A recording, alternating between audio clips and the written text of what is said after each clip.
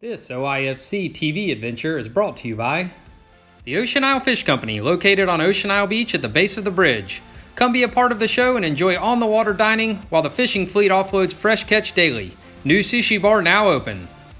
The Wing and Fish Company, located on Main Street in the historic district of downtown Charlotte, providing the area's largest selection of craft beers, chicken wing flavors, and fresh seafood from the OIFC fleet.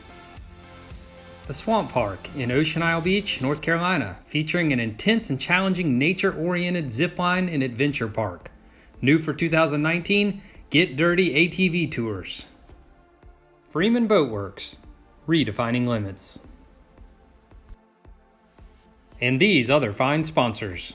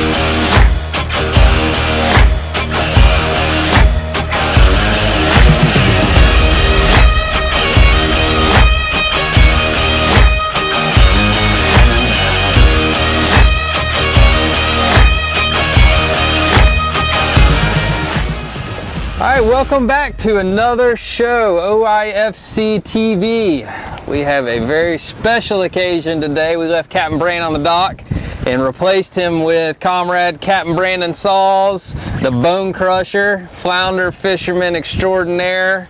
Anything that swims inside of 30 feet is in danger.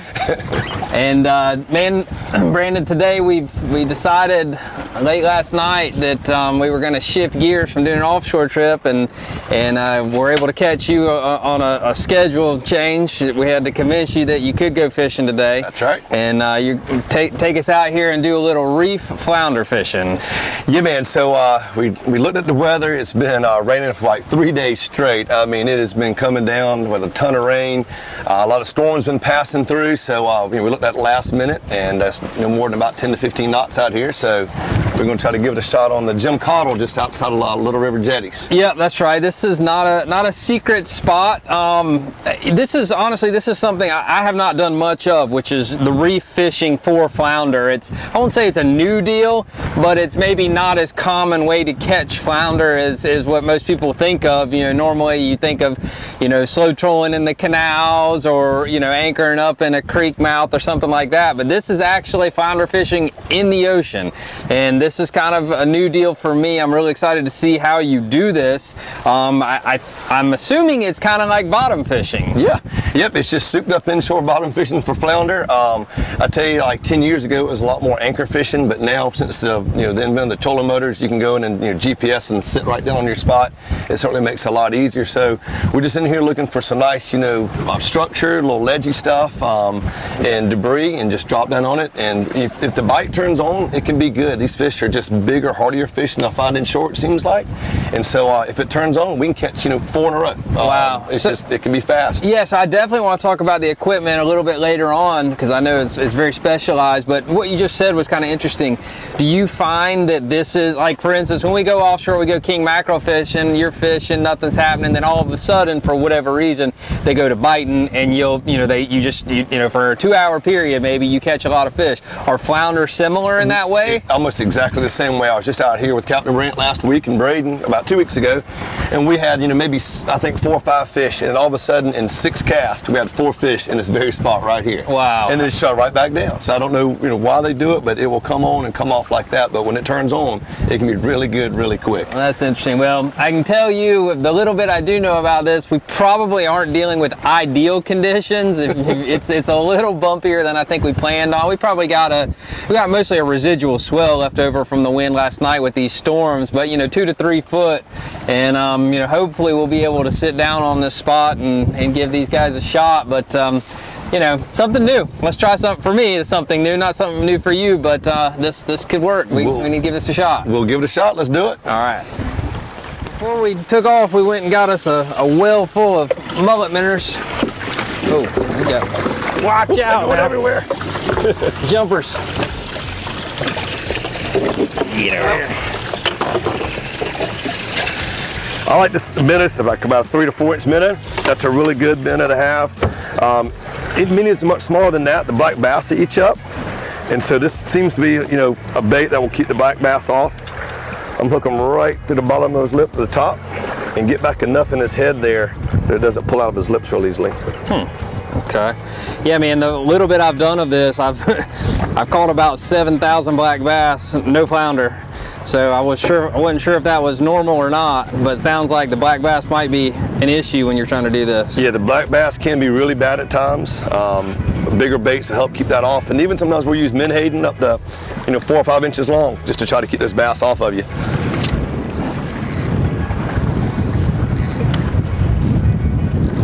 So here we're just sitting still, just kind of hovering over this little barge wreck. Are you you don't cast out, you just fish straight up and down? Yeah, no, I'll flip out a little bit, Barrett, but if you do that, you're more apt to get hung. Okay. So by being able to keep your rod vertical, you can kind of pick it up, feel it, sit it back on the bottom, and you start to feel a little tangle, you can move it out. But casting, you try to drag back through that structure, you're guaranteed to get snagged. So a lot of times I just work the whole length of the boat, kind of just walk forward. You got 20 some odd foot of boat here, so I'll just steady work it up the line through the structure. Well, before I get too far into this, tell me what am I feeling for here? Am I gonna get a violent strike, or is it a bump, or what are we talking about? You'll feel it down on your elbow. It's gonna be one hard thump. He thumps it. You feel it thump. When you feel that thump, he just inhaled that bait right there. Okay. So when I feel that, I'm gonna sit there and wait about a good 10 count, nothing fast. Okay. Yeah, you don't want to try to rip his lips or anything. I'm gonna sit here and give it a good 10 count and just wind down and give it a nice little hook set. Okay, so we are doing a hook set, even though these are they're kind of almost like a circle hook, but not quite. Yeah, they got a little turn in them. It's like a L042G Eagle Hawk hook. Okay. Eagle claw hook. Oh boy. I'm ready now. Get that thump. I'm ready.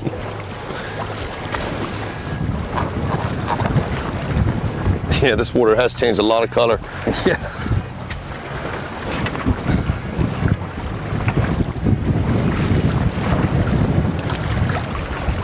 Okay, so count the 10, right? Count the 10. I feel a nibble. I don't know what I got there. Oh. Say I'm hung. Yeah. I guess that happens a little bit, huh? A lot of times you can drop it back through, like drop it down. Yeah, I can feel it popping, feel it pulling through. Yep. Oh, this is like concrete, man-made structure. You can drop it back through the hole sometimes. Sometimes you got to break it off. Oh man, foul.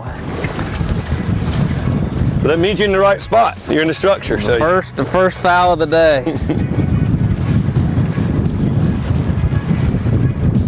I am hung.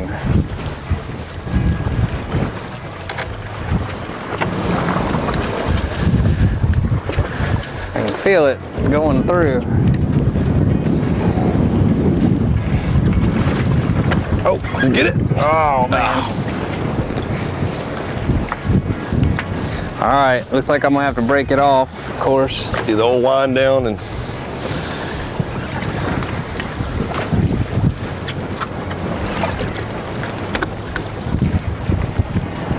Oh, got something back. All right. There you go. At least we got our hook, I mean our weight back. All right, so that's something that I've also heard quite a bit about with this type of fishing is you're going to go through some tackle. If you're doing this the right way, you're fishing right in the structure and inevitably you're gonna lose some gear. So you need to make sure that if you come out here to do this, that you've got plenty of terminal tackle to go through. All right, Captain, I'm not used to this kind of service here, so I can make it happen. All right. You got some tackle? Yep, cigar 25 pound and some hooks. How about a hook? There we go. Hook's right there. All right. And here's a pair of pliers. All right, LO42G1 Eagle Claw. That is the hook of choice with our Cigar fluorocarbon. And we'll use about an 18-inch leader.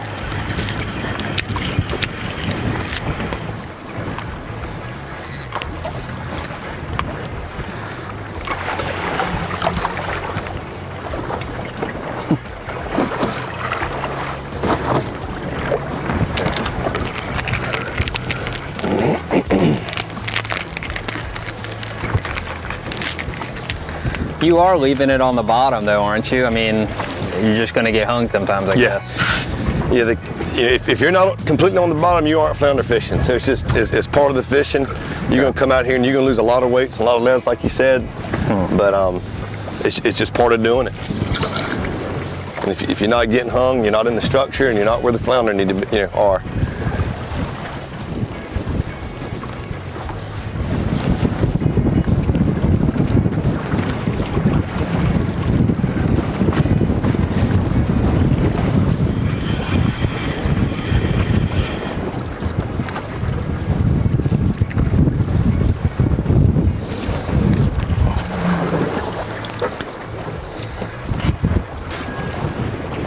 All right, this may be some, that may have been, just got a little bite right there. A lot of times they have like these lizard fish out here will come along and they'll pick the bait up. I mean, for a second it feels just like a flounder and you'll feel them kind of run off with it. And when you feel them run off, you know that's pretty much not a flounder, and that's what it just felt right there. What I like to do is just steady pick my rod up and my bait off the bottom and put it in a different spot. So I'll let it sit there for just a few seconds, pick it up and drop it down. Just keep moving around that wreck structure.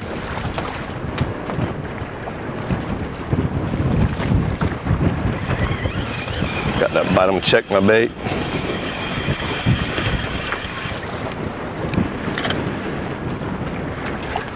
Had a little nibble. Not the right species.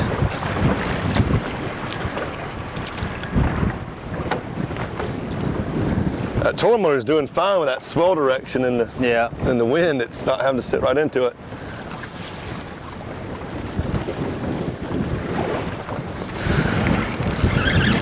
Oh, I got some. Oh.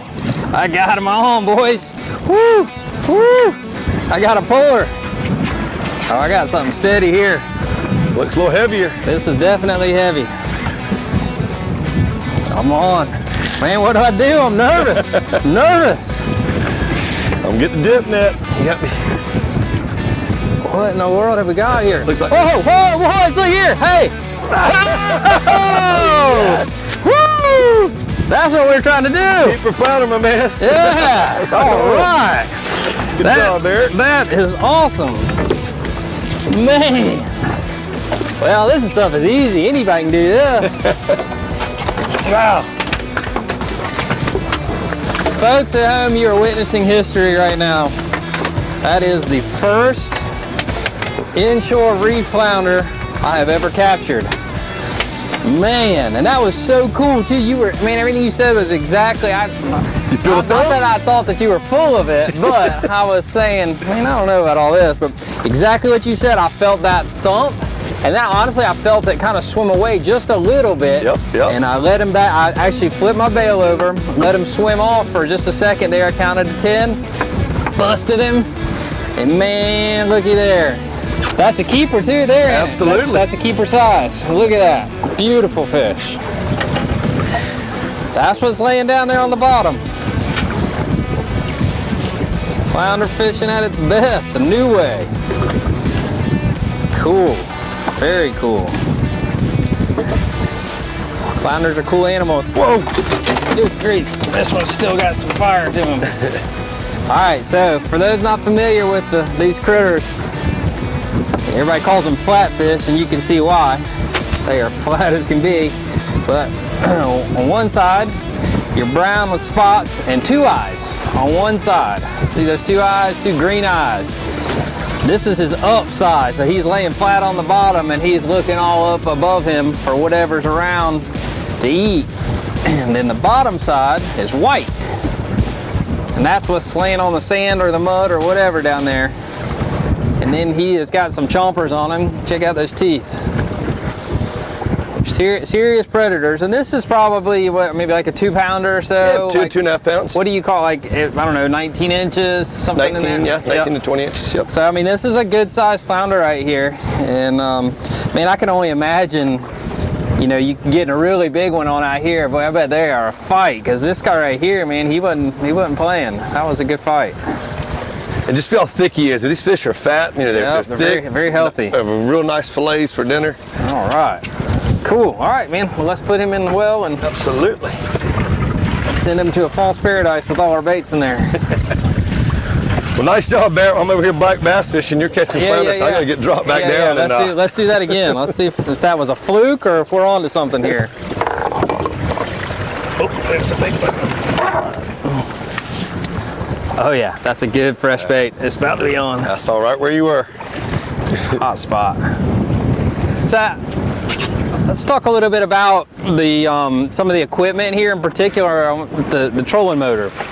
So, you know, like you said, years ago, you'd come out to do something like this, and you'd probably anchor up and just sit in one spot. Yep. These trolling motors now are GPS equipped, so that you basically can tell it.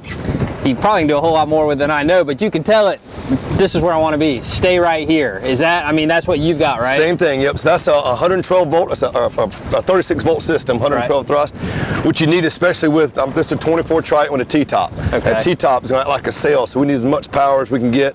So that 112 pound really does the job.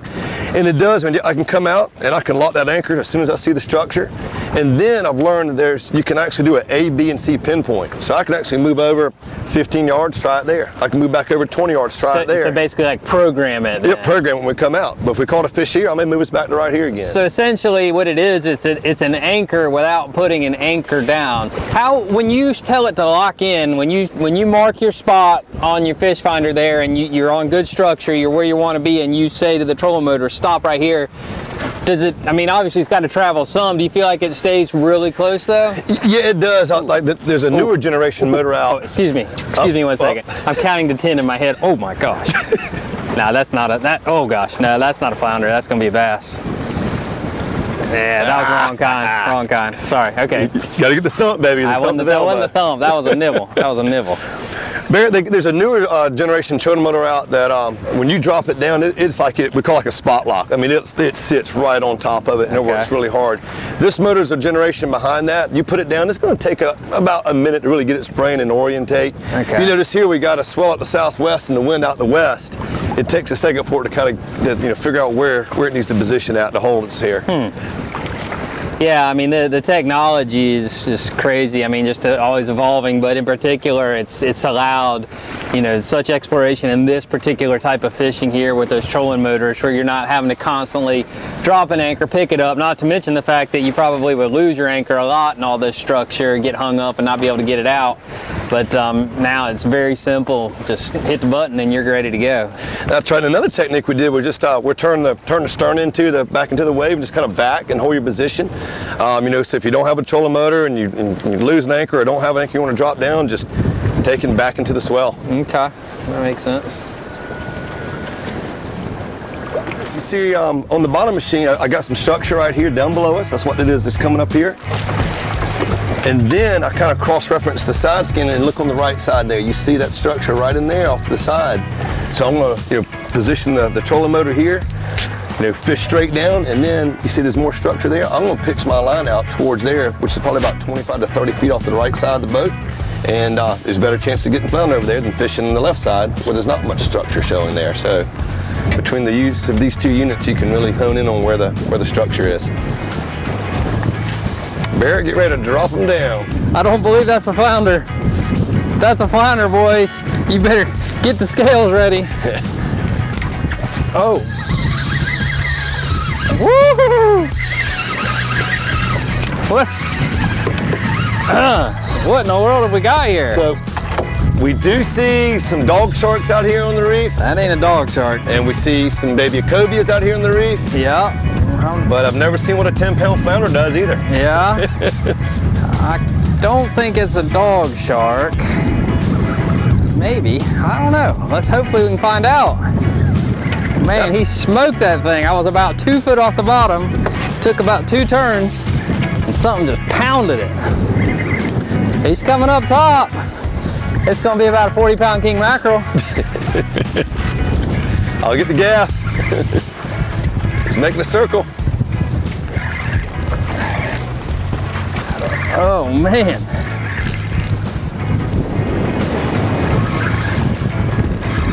There's my bead. It is a shark, but it's a bigger shark.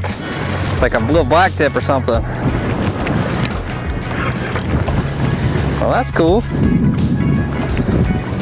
Oh, that's a bigger shark. Or is it a? It's a black tip. Or no, it's a hammerhead. Hammerhead. Hammerhead, how about that? Well, there's some variety fishing for you. I've not seen a hammerhead out here, Barrett. Cool. Looky there. That's cool.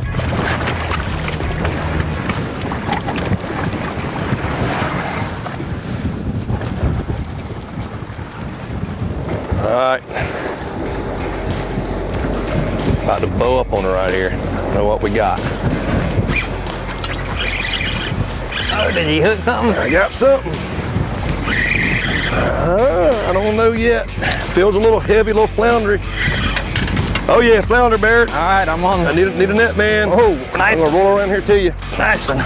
We'll bring her right. That's a good one there. Looky here. Huh? Whoa! Yes, sir. Wow. Look at that one.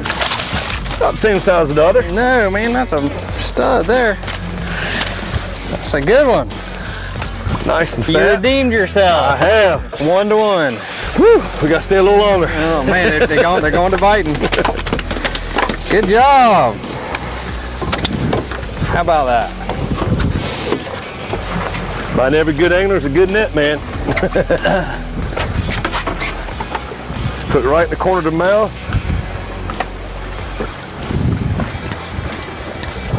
Get the pliers, pop that out of there.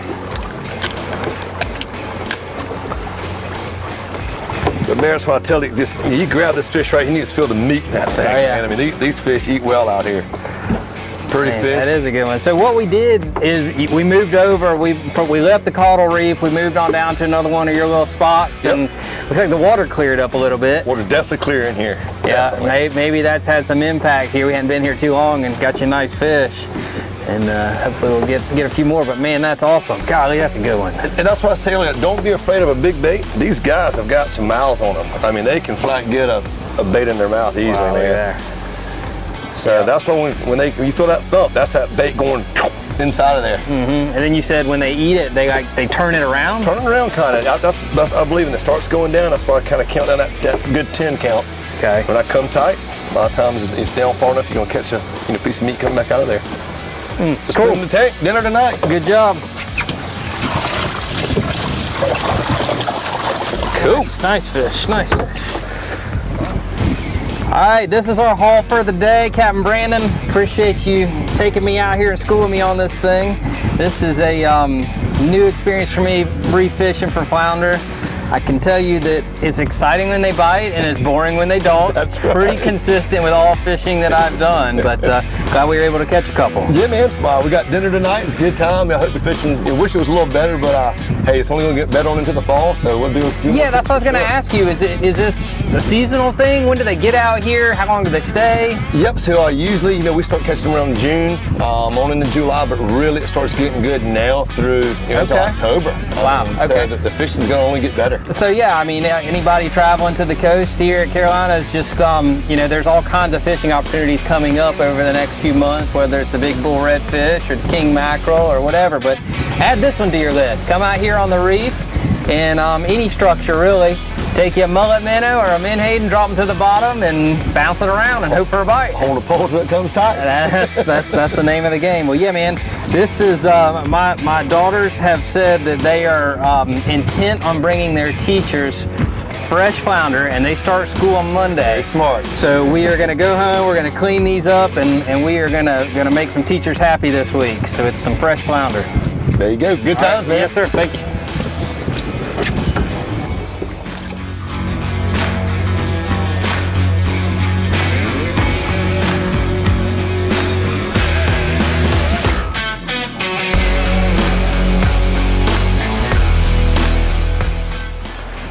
All right, we made it back to the Ocean Isle Fishing Center, and what we're gonna do now is actually clean a flounder.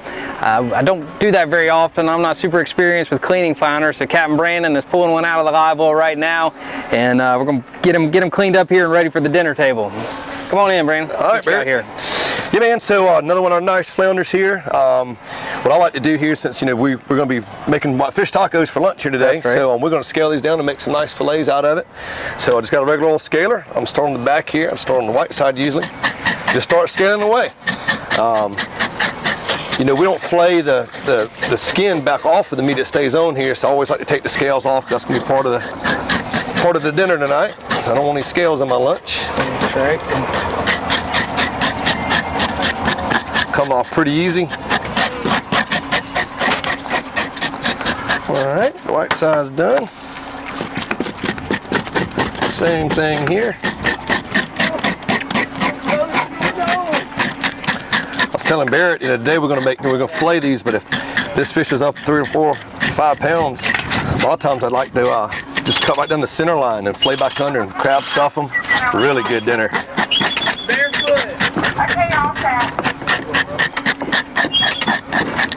All right, so we have a scaled flounder, and now got a nice fillet knife. What I'll do here is I got a super simple sharpener. Just take it, drag it across there 3 or 4 times. Makes it so much easier to be able to fillet these fish with a sharp knife.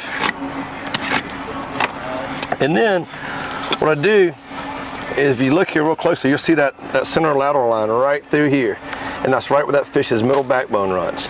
So I'll just make a cut right here, right down the middle, and then we'll make my first cut or two right inside on the fillet, and it just runs right down those line of bones. It's real easy. All the fish I'm used to cleaning are round, they're not flat, so I'm not sure how you do this, but it looks like you're just basically getting the meat off the bones just like normal. Yeah, man. I got this glove because I have cut myself many a time with this sharp knife. It just makes it real easy to have this Kevlar glove on. And there's a nice fillet. Need to rinse her off. Do the same thing to the other side.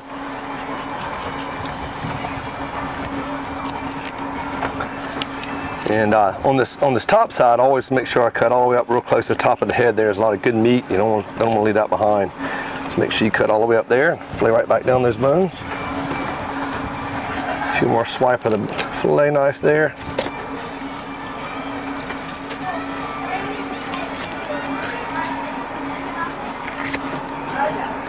And just like that, there you go. 2 nice fillets. That's dinner. That is fresh as it's ever gonna get. And I will save some of this, but some of it's going to make it to the grease here in just a minute. But man, that's awesome, Brandon. Like I said, I can't thank you enough for educating me. It's not every day I get to do something new in the fishing world, especially here in my own backyard. That's right. And this was new for me. And going out there on the reefs, targeting flounder, and actually having success catching them. So you called your shot, and you hit it out of the park.